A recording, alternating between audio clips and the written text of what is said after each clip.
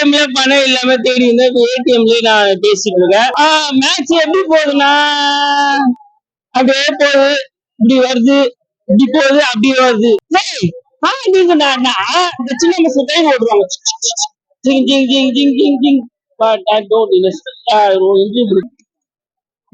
பஞ்சாப் பசங்க நான் சொல்லிட்டேன், இந்த ஓவரா ஜோக் எல்லாம் இங்க காட்டக்கூடாது.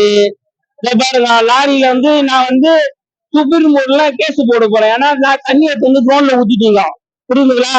இப்ப கலவான கூட்டின்னு யார் தெரியுமா? எல்ஐஜி, இப்போ ஜிடி, இந்த டீம் எல்லாம் கீழே டெல்லி, மும்பை இவங்கெல்லாம் பிளான் பண்ணி தண்ணி எடுத்து ஊத்திட்டீங்க.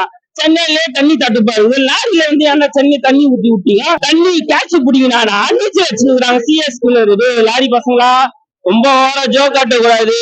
சென்னை தலை இருக்கும் போது இந்த வாழாட்ட கூடாது. சின்ன பசங்க ஓவரா சீன போடாது, புரியுதுங்களா? தோல்விக்கு என்ன காரணம்? ஆக்சுவலா தோல்விக்கு என்ன காரணம்னா தோல்விதான் காரணம். என்ன ஆடுறானுங்க அவனுங்க அடி. ஆனா நம்ம புரட்சி தளபதி நம்ம ருத்ராஜ் கைடு நல்லா அடிச்ச போல. அவர் புரட்சி தளபதி எல்லாத்தையும் புரட்சி பண்ணிட்டு இருக்காரு, பரவாயில்ல. ஜெயிக்கிறானா அவனுக்கு பழம் போலிங்க ப்ரோ. ஏதோ நான் நினைக்கிறேன் தண்ணி ஊத்தி விட்டுக்கிறானுங்க ப்ரோ. நல்ல தண்ணி ஊத்தி விட்டுக்கிறாங்க பஞ்சாப் பசங்க, அதுலதான் தோத்தோம். இது சென்னை ஜெயிச்சிருக்கோம், புரியுதுங்களா? அப்புறம் ப்ரோ என்ன பண்ணிட்டு மேட்ச் ஜெயிக்கணும்னா ஒழுங்கா ஆடி இருக்கோம். அவங்க விட்டாங்க சென்னை. ஏன் சென்னை விட்டாங்கன்னு தெரியல. இப்போ கூட்டணி அமைச்சு அடுத்த ஆட்சி சாரி ப்ரோ, நானே தோத்துட்டேன், கான்ல பேசிட்டு இருக்கேன். அடுத்த மேட்ச் பஞ்சாப் கண்டிப்பா ஜோக்கணும்.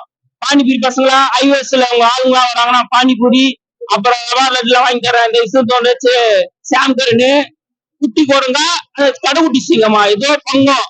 நீ ஜெயிக்கணும், நீ ஜெயிக்க கூடாது. சென்னை ஜெயிக்கணும்னா நீ தோக்கணும், புரியுங்களா? இந்த ஜோக் எல்லாம் இங்க தலை இருக்கும்போது விளையாட்ட கூடாது, புரியுங்களா?